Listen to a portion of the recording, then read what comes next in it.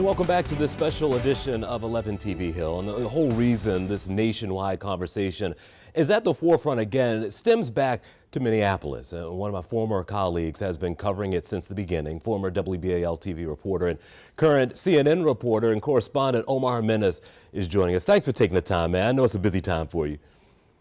Of course, Jason. Thanks for having me. Always got time for you. Well, I got to tell you, at the expense or chance of sounding like the old man, I am proud of you, man, and I'll tell you why I'm proud of you, because I think that the moment that the world has seen of you, it was handled in a masterful way, in a veteran way that you expect from a guy who's been in the field for 20-some years. I'm just curious if you can walk us through and just tell us your mindset as the whole world, I think, saw you being arrested.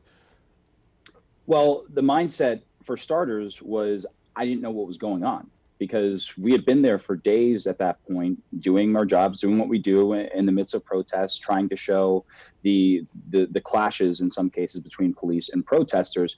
And in that particular location, we had been showing what basically was chaos for hours. We got there in the early morning hours. When we first got there, for 2 hours or so, there were no police, there were no firefighters, while buildings were just burning and people were running through the streets.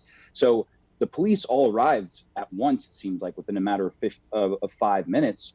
And that's sort of where things were before the video of the arrest, where we were reporting this line of police had slowly advanced behind us. We had gotten out of their way. Do you mind telling me? Someone seemed to run past us. They ran past that person. All of a sudden, we're surrounded.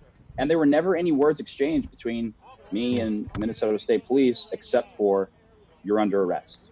I felt like at least we skipped a few steps. You know, I don't know how we got from just reporting to that point, but that's what you saw unfold. And in the beginning stages of that, I was still trying to report, because in my head, there was no way I thought we were going to walk away from that location in cuffs. I think when people see this, it's been dissected by almost everyone at this point. And it seemed really as a microcosm of what you have been sent there to do as a reporter. Did it come across that way at the time to you, or at least as you look back at this now?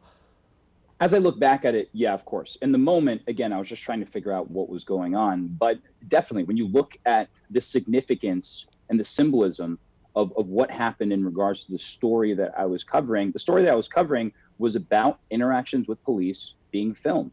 And in my case, this was an interaction with police being filmed and happened to be live for a national and international audience for the world to see. And part of why I feel like it's resonated so much with so many people, as I've spoken to people who also have taught me even a little bit about the reaction, and again, the impact it's had on them, is that, especially growing up in the Black community, growing up in a Black family, you're always taught things to say and do around police, to be compliant, to know what to do when you're pulled over by the police. So it's all within that framework. And a lot of that comes down to being polite and doing exactly what the officer tells you.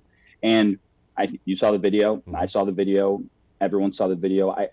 I felt like I was doing that, yet that still didn't stop me from ending up in cuffs. And it makes you question if this is what's happening when things are being filmed, in the case of George Floyd, when it's live on TV, in the case of myself, what is happening when things aren't being filmed. And that was sort of the real discussion. I think that the story and my story sort of tied together. We got about a minute left, and I'm curious, is there a newfound responsibility on your shoulders now? Because I think a lot of people look towards this situation now as a teaching moment, and I'm sure people are reaching out to you at this point.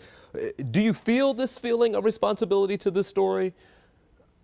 Definitely. And there's always been a responsibility, knowing that I'm tied to a platform like CNN, for example, where things are going out to places all across the world. But now even more so, when I find myself literally intertwined in how the story unfolded and how this story is going to be viewed for years, likely, looking back at this, of course, there's an added responsibility. And not to mention by the fact that, from the plain, simple fact that the number of people who now follow me on social media or in the world has grown significantly, meaning that if I am going to say something, or if I am going to commit to doing a story, I have to make it count. And that's something I'm definitely going to take with me, that sure was with me before this, but now is with me more than ever. Omar, it's always good to see you, man, and I appreciate you taking time for us. Of course. Thanks, Jason. Good to see you.